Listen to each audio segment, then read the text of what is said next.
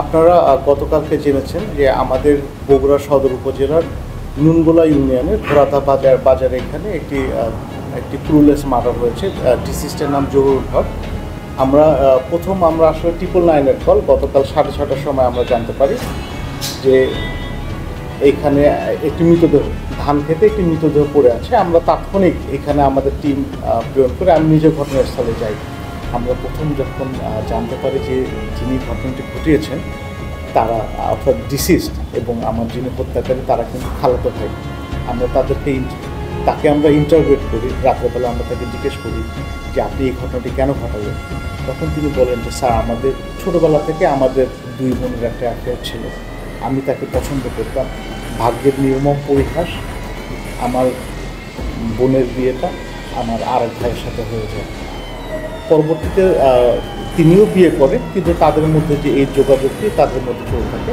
তা আমাদের কাছে তিনি বলেছেন যে তারা 2 জন পরিকল্পিতভাবে অর্থাৎ 3 তারিখে তারা পরিকল্পনা করে। এটি তাদের হয়তো দীর্ঘদিন ধরে পরিকল্পনা হতে পারে, তবে তারা এই 3 তারিখ দিবাগত রাতে তারা এই পরিকল্পনাটা এক্সিকিউট করেন।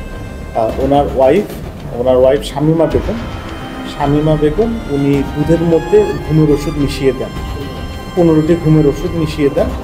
এই ঘুমের ওষুধ খাওয়ানোর পরে যখন অচেতন হয়ে পড়ে তখন তারা এই ওনার যে হত্যাকারী যে বিপুল বাসায় এসে তাকে ঘাড়ে করে বাহিরে নিয়ে গিয়ে প্রথমে আপনারা দেখবেন যে পিওর পাশেই কিন্তু একটা অর্ধনির্মিত বাড়ি আছে। প্রথমে সেই বাড়িতে তার মাথা দিয়ে ওই বাড়ির দেয়ালে ধাক্কা দেয়। তখন তিনি মাটিতে পড়ে যান। পরবর্তীতে তার ভাষ্য মতে যে ওইখানে একটা তাদের প্যানের একটা অর্ধেক প্যান ছিল, এই প্যানটাতে মাথার উপর জুড়ে আঘাত করে তাকে হত্যা করে। সেটি হচ্ছে মামাতো বোনের সাথে পরকীয়ার জোরে খালাতো ভাইয়ের হাতে আর এক খালাতো ভাই খুন হলেন। আমরা গ্রেপ্তার করেছি বিপুল হোসেন আর ওনার ওয়াইফকে আমরা গ্রেপ্তার করেছি, শামীমা রহমান। আপনি জানেন যে এটি হচ্ছে আমরা খুব দ্রুততম সময়ে আমরা এই ক্রুলেস মার্ডারটি উদ্ঘাটন করেছি।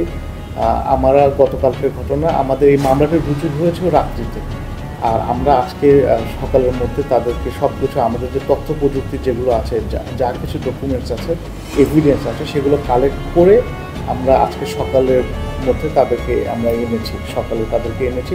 তারা আমাদের কাছে স্বীকারোক্তি দিয়েছে এবং আমরা আশা করছি তার বিজ্ঞ আদালতে 164 ধারা স্বীকারোক্তিমূলক জবানবন্দি দেবেন।